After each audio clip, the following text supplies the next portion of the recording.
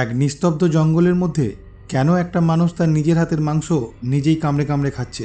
কেনই বা সে একটা সময় যাদেরকে নিজের প্রাণের থেকেও ভালোবাসতো সেই স্ত্রী এবং মেয়েকে এখন মারার চেষ্টা করছে? এই রকমই 2025 সালে মুক্তি পাওয়া একটি রুদ্ধশ্বাস হরর মুভির গল্প নিয়ে আজ আমি হাজির হয়েছি। মুভিটির নাম উলফ ম্যান। আর এই গল্পটি শুরু করবার আগে হ্যালো বন্ধুরা, আমি Soumyajit and welcome to the ST story.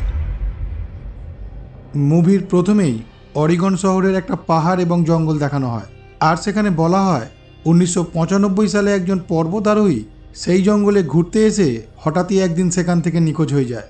এই ঘটনার ঠিক কয়েক মাস পর সেখানকার মানুষেরা তাকে হঠাৎই একদিন দেখতে পায়। তখন তারা তার মধ্যে কিছু অস্বাভাবিক আচরণও লক্ষ্য করে, আর তারা তখনই মনে করে সে মাউন্টেন ফিভার ভাইরাস নামে এক ভাইরাসে আক্রান্ত হয়েছে। অরিগনের মানুষেরা বলে এই ভাইরাসে যে একবার আক্রান্ত হয় তাকে দেখতে নাকি নেগ্রের মতো হয়ে যায়।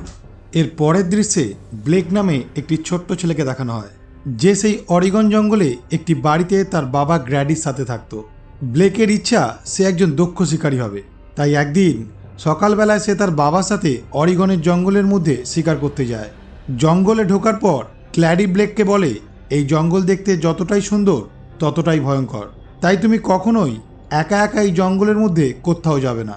ঠিক সেই সময় তাদের সামনে একটা হরিণ চলে আসে, আর হরিণটাকে গ্ল্যাডি যখন বন্দুক দিয়ে মারতে যাচ্ছিল, হরিণটা তখন সেখান থেকে পালিয়ে যায়।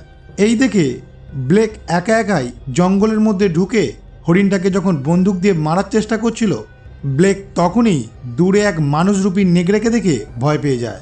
আর এরপর সে নেগড়েটার ভয়ঙ্কর গর্জন শুনতে পেয়ে যখন সে দু এক পা করে পিছিয়ে আসছিল, ঠিক সেই সময় গ্ল্যাডি তার কাছে চলে আসে আর তাকে বলে, তোমাকে আমি কতবার বলেছি এই জঙ্গলের মধ্যে একা কোথাও যাবে না।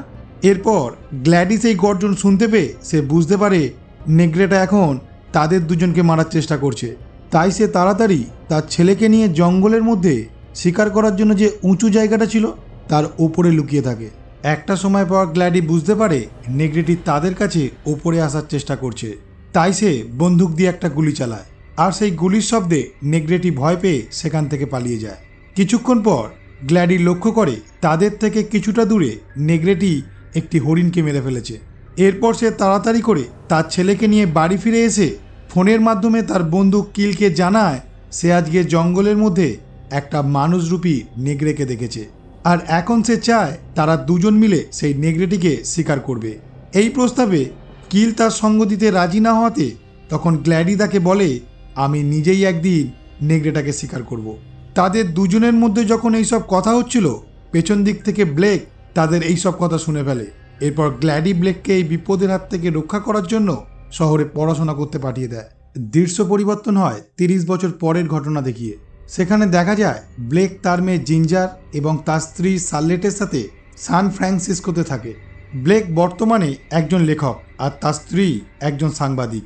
তারা নিজেদের কর্মজীবন নিয়ে এতটাই ব্যস্ত যে নিজেরাই নিজেদেরকে সময় দিতে পারে না, যার ফলে তাদের বিবাহিত জীবন এই মুহূর্তে ভালো কাটছে না।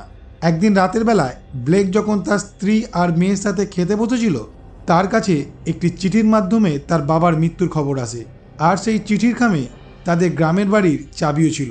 এই চিঠিটা পাওয়ার পর ব্লেক কিছুটা দুঃখে ভেঙে পড়ে। ঠিক তার পরের দিন ব্লেক তার স্ত্রীর সাথে অফিসে দেখা করে তাকে বলে যে আমাদের মধ্যে কিছুদিন হলো সম্পর্কটা একদম ঠিকঠাক নেই, তাই আমাদের উচিত নিজেদের মধ্যে কিছুটা সময় কাটানো। তাই আমি ঠিক করেছি আমরা এখন সবাই মিলে আমাদের গ্রামের বাড়িতে কিছুদিনের জন্য সময় কাটাতে যাব। ব্লেকের মুখ থেকে এই কথাটা শোনার পর তার স্ত্রীও তার কথা রাজি হয়ে যায়। পরের দিন সকালবেলায় ব্লেক তার পরিবার নিয়ে একটি গাড়ি করে তাদের গ্রামের বাড়িতে যাওয়ার উদ্দেশ্যে বেরিয়ে পড়ে।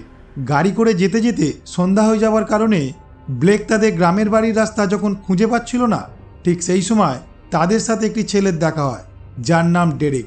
ডেরেককে ব্লেক যখন পরিচয় দেয় এবং বাড়ির রাস্তা জিজ্ঞাসা করে, ডেরেক তাকে চিনতে পারে আর তাকে বলে, আমি তোমার বাবার বন্ধু কিল আঙ্কেলের ছেলে। এরপর ডেরেক তাদের গাড়িতে উঠে পথ দিকে নিয়ে যেতে শুরু করে, আর ঠিক সেই সময় একটি নেগড়ে তাদের ওপর হামলা করে দেয়। নেগড়েটি ব্লেকের হাতে আঁচড় দেয় আর ডেরেককে ওখানেই মেরে ফেলে। এইসব দেখার পর ব্লেক কোনো রকমভাবে তার পরিবারকে সেখান থেকে বাঁচিয়ে জঙ্গলের মধ্যে দিয়ে ছুটতে ছুটতে তাদের গ্রামের বাড়িতে চলে আসে। আর তারা বাড়ির মধ্যে ঢুকে ভেতর থেকে ভালো করে দরজাটা বন্ধ করে দেয়। নেগ্রেটি ঘরের মধ্যে ঢুকতে না পেরে সেখান থেকে পালিয়ে যায়। তখন ব্লেক সেই ঘরের নিচে গিয়ে জেনারেটর চালু করে ওপরে তার স্ত্রী এবং মেয়ের কাছে চলে আসে। এরপর সে যখন তার মেয়েকে নিয়ে এক জায়গায় বসেছিল তখন সে লক্ষ্য করে তার মেয়ে ভয় পাচ্ছে। আর এই দেখে সে তার মেয়েকে বলে, তুমি ভয় পেও না, আমি তোমার সাথে আছি, তোমাকে আমি ঠিকই এই বিপদের হাত থেকে রক্ষা করব। ব্লেকের স্ত্রী জিজ্ঞাসা করে এটা কোন ধরনের প্রাণী। ব্লেক তখন তাকে জানায়, আমিও ঠিক জানি না। এরপর ব্লেক সেই ঘরের নিচে যায় আর সেখানে থাকা একটা যন্ত্র বার করে, যার সাহায্যে তার বাবা অন্যদের সাথে যোগাযোগ করত। ব্লেক সেই যন্ত্রটার দ্বারা কারো কাছ থেকে সাহায্য চাওয়ার চেষ্টা করে, কিন্তু মেশিনটা অনেক পুরনো হয়ে যাবার কারণে কোনো কাজই হচ্ছিল না। সেই ঘর থেকে ব্লেক হঠাৎই এক ধরনের গন্ধ পেয়ে যখন পাশের ঘরে যায়, সে দেখে সেই ঘরের মধ্যে কিছু হরিণের দেহ ঝুলছে। আর এই দেখে সে যখনই সেখান থেকে এক টুকরো মাংস মুখে পড়ে তখনই সেই মাংসের সাথে সে দেখে তার দাঁত ভেঙে বাইরে চলে এসেছে। আর এই দেখে সে আর তার স্ত্রী অনেকটা ভয় পেয়ে যায়। তখনই তার বউ লক্ষ্য করে তার হাত থেকে রক্ত বেরোচ্ছে। এরপর তার স্ত্রী তার হাতের জামাটা সরিয়ে দেখে সেই নেগড়েটার আঁচড়ে তার হাতটা ক্ষত হয়ে গেছে। এটা দেখার পর তার বউ তার হাতে ভালো করে ব্যান্ডেজ করে দেয়। এরপর ব্লেক যখন সেই ঘরের দরজায় একটা পেরেক লাগাচ্ছিল, সে দেখে তার হাতটাকে সে সেভাবে আর নাড়াচাড়া করতে পারছে না। আর তখনই সে ওপরের ঘর থেকে আসা কিছু শব্দ শুনতে পেয়ে ওপরে গিয়ে দেখে একটা মাকড়সা দেয়ালে বাইছে, আর তার পায়ের শব্দটা সে অনেক জোরে জোরে পাচ্ছে। এই দেখে সে অনেক অবাক হয়ে যায়। আর তখনই আমরা লক্ষ্য করি তার শরীরেও কিছু পরিবর্তন হওয়া শুরু করেছে। আর এটা দেখে আমরা বুঝতে পারি সেও মাউন্টেন ফিভার ভাইরাসে আক্রান্ত হয়েছে। এরপর ব্লেক যখন নিচে আসে, সে তখন বাইরে হাঁটাচলা করার নেগড়েটার আওয়াজ এবং গায়ের গন্ধ পেয়ে যখন দরজার সামনে যায়, তখন নেগড়েটা দরজার নিচের দিকটা ভেঙে ব্লেককে সেখান থেকে নিয়ে চলে যাওয়ার চেষ্টা করে। আর তখনই তার স্ত্রী নেগড়েটাকে কোনোরকমভাবে মেরে তাকে সেখান থেকে বাঁচিয়ে নেয়। এরপর সাল্ট ওপরে গিয়ে সেই যোগাযোগ করা মেশিনটার মাধ্যমে সাহায্যের জন্য বারবার চেষ্টা করতে থাকে। ঠিক সেই সময় ব্লেক তার পেছনে চলে আসে, কিন্তু দেখা যায় ব্লেক তার স্ত্রীর কোনো কথাই বুঝতে পারছে না। আসলে সে আস্তে আস্তে কথা শোনার বা বোঝার ক্ষমতা হারিয়ে ফেলেছে।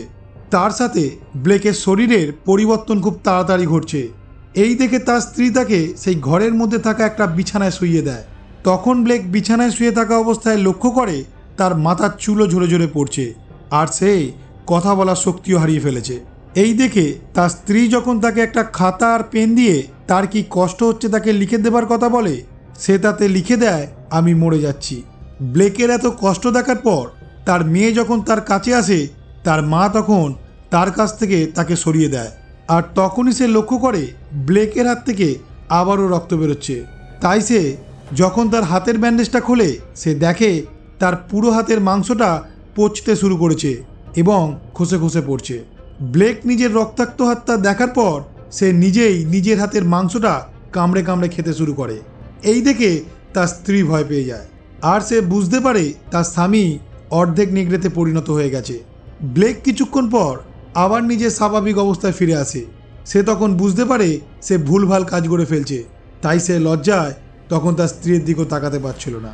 এরপর তার স্ত্রী সেই বাড়িতে থাকা একটা পুরনো গাড়িতে একটা ব্যাটারি লাগিয়ে সেটাকে কোনো রকমভাবে স্টার্ট করে। আর তারপর সে যখন তার স্বামী আর মেয়েকে নিয়ে পালিয়ে যাওয়ার চেষ্টা করছিল, ঠিক তখনই সেই গাড়ির সামনে সেই নেগড়েটি এসে তাদের উপর আক্রমণ করে। এই দেখে তারা কোনো রকমভাবে সেখান থেকে পালিয়ে একটা পেপারের ঘরের ওপর উঠে পড়ে। এই দেখে নেগড়েটি নখ দিয়ে পেপার ছিঁড়ে দেয়, আর সেই পেপারের ফুটো দিয়ে জিঞ্জার যখন নিচে পড়ে যাচ্ছিল, তারা দুজনে মিলে কোনো রকমভাবে জিঞ্জারকে বাঁচিয়ে নেয়। এরপর ব্লেক তার স্ত্রী আর মেয়েকে ইশারা করে ঘরে চলে যাবার কথা বলে সেখান থেকে লাফিয়ে জঙ্গলের দিকে চলে যায় নেগড়েটিকে নিয়ে। ঠিক কিছু সময় পর ব্লেক জখম অবস্থায় যখন সেই ঘরের দরজার সামনে আসে, তার স্ত্রী তখন তাকে ঘরের মধ্যে ঢুকিয়ে নেয়। তারপর ব্লেক যখন এক জায়গায় শুয়েছিল, সে তখন আবারও তার মেয়ে আর স্ত্রীর কথা কিছু বুঝতে পারছিল না। শুয়ে থাকতে থাকতে সে রক্তবমি শুরু করে, আর তখনই তার হাতের নখ বড় হয়ে যায় এবং দাঁতগুলো বাইরে চলে আসে। আর সে তখনই নেগড়েদের মতো আচরণ করতে করতে তার স্ত্রীকে মারতে যায়। হঠাৎই একটা সময় পর সে কোনো রকমভাবে নিজেকে কন্ট্রোল করে নেয়। আসলে তখনও সে পুরোপুরি নেগড়েতে পরিণত হয়নি। তাই এই ঘটনার পর সে নিজের ওপর লজ্জিত হয়ে মনে মনে ঠিক করে সে আর এই ঘরের মধ্যে থাকবে না। সে এখন জঙ্গলের দিকে চলে যাবে, না হলে সে হয়তো নিজেই কখনো তার স্ত্রী এবং মেয়েকে মেরে ফেলবে। সে যখন ঘর থেকে বাইরে যাচ্ছিল ঠিক সেই সময় বাইরে থাকা নেগড়েটি তার ওপর ঝাঁপিয়ে পড়ে। এই দেখে সাল্ট নেগড়েটির ওপর ছুরি দিয়ে আঘাত করতে থাকে, কিন্তু তারপরেও নেগড়েটির কিচ্ছু হয় না। এরপর ব্লেক সেই নেগড়েটির ওপর ঝাঁপিয়ে তার গলা কামড়ে তাকে সেখানেই মেরে ফেলে। তারপর নেগড়েটির হাতে আঁকা একটা ট্যাটু ব্লেকের চোখে পড়ে, আর সে তখনই বুঝতে পারে এটা তার বাবা। আসলে তার বাবা একদিন নেগড়েটিকে শিকার করতে জঙ্গলে গিয়েছিল, আর তারপর থেকে সে কোনোদিনই জঙ্গল থেকে ফেরেনি। তাই সেখানকার সরকার তাকে মৃত বলে ঘোষণা করে। আসলে তার বাবাকেও নেগড়ে কামড়ে দিয়েছিল, আর তারপর থেকেই তার বাবা জঙ্গলে নেগড়ের রূপ ধরে ঘুরে বেড়াচ্ছে। ব্লেক নিজেই তার বাবাকে মেরে ফেলেছে। এটা মানতে না পেরে সে বাড়ি থেকে বেরিয়ে জঙ্গলের দিকে চলে যায়। এই ঘটনা দেখার পর তার স্ত্রী বুঝতে পারে যে সে তার বাবাকে মেরে ফেলেছে, আর সেই কারণে সে নিজের মধ্যে অপরাধ বোধ করছে।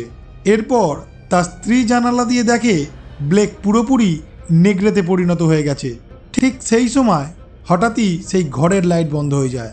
তখন তার স্ত্রী জানালার সামনে দেখে পুরোপুরি নেগড়েতে পরিণত হয়ে ব্লেক দাঁড়িয়ে আছে। এই দেখে সে ভয় পেয়ে তার মেয়ের কাছে চলে আসে। এরপর ব্লেক কোনো রকমভাবে সেই ঘরের মধ্যে ঢুকে পড়ে। তখন সাল্ট তাকে ছুরি দিয়ে ভয় দেখিয়ে পাশের একটি অন্ধকার ঘরে চলে আসে। সাল্ট ভাবে ব্লেক হয়তো এই অন্ধকার ঘরে তাদেরকে দেখতে পাবে না, কিন্তু আসলে দেখা যায় ব্লেক যেহেতু পুরোপুরি নেগড়েতে পরিণত হয়ে গেছে, তাই এখন সে অন্ধকারে পরিষ্কারভাবে তাদের দেখতে পাচ্ছে। এরপরই সাল্ট আর জিঞ্জার সেখান থেকে বেরিয়ে জঙ্গলের দিকে ছুটতে শুরু করে। এই দেখে ব্লেক যখন তাদের দিকে যাচ্ছিল তার পাটা এক জায়গাতে আটকে যায়। সে কিছুতেই সেই মুহূর্তে তার পাটা ছাড়াতে পারছিল না। একটা সময় পর ব্লেক নিজের দাঁত দিয়েই নিজের পাটাকে কেটে সেখানে ফেলে দিয়ে জঙ্গলের দিকে যেতে শুরু করে। এই ঘটনার কিছুক্ষণ পর সাল্ট আর জিঞ্জার জঙ্গলের মধ্যে তাদের অ্যাক্সিডেন্ট হওয়া গাড়িটার পাশে ডেরেকের জামা কাপড় আর তার বন্দুকটা দেখতে পায়। সাল্ট সেই বন্দুকটি সেখান থেকে তুলে তার নিজের কাছে রেখে দেয়, আর তারপর সে তার মেয়েকে নিয়ে সেই জঙ্গলের মধ্যে শিকার করার জন্য যে উঁচু জায়গাটা ছিল সেখানে উঠে চুপ করে তার মেয়েকে নিয়ে বসে থাকে। একটা সময় পর দেখা যায় ব্লেক তাদের কাছে উঁচু জায়গাটায় চলে আসে এবং এক দৃষ্টিতে তাদের দিকে তাকিয়ে থাকে। ব্লেককে দেখে জিঞ্জার তার মাকে বলে, বাবা এই যন্ত্রণা থেকে মুক্তি চাইছে, তুমি তাকে মুক্তি দাও। সাল্ট তাকে গুলি করার চেষ্টা করার পরেও তাকে গুলি করতে পারে না, কারণ সে যে তাকে অনেক ভালোবাসতো। ব্লেক এই ঘটনাটা বুঝতে পেরে সে নিজে থেকেই তাদের ওপর অ্যাটাক করার অভিনয় করে, আর তখনই সাল্ট তার ওপর গুলি জ্বালিয়ে দেয়। এরপরই ব্লেক ওপর থেকে নিচে পড়ে মারা যায়, আর তারপর তার পাশে বসে তার স্ত্রী আর মেয়ে অঝরে কাঁদতে থাকে। এর কিছু সময় পার হবার পর সাল্ট আর জিঞ্জার সেই জঙ্গল থেকে বেরিয়ে পাহাড়ের দিকে চলে যায়, আর এই মুভিটি এখানেই শেষ হয়। এই মুভিটি শেষ হবার পর আমি একটাই কথা বলতে পারি, একটা সন্তান হাজারো খারাপ হতে পারে, কিন্তু একজন বাবা ও মা কখনোই খারাপ হতে পারে না। সে তার সন্তানের জন্য নিজের জীবনটা দিতেও একবারও পিছু পা হয় না। তাই আমাদের উচিত নিজেদের বাবা ও মাকে অনেক ভালোবাসা ও সম্মান দেওয়া।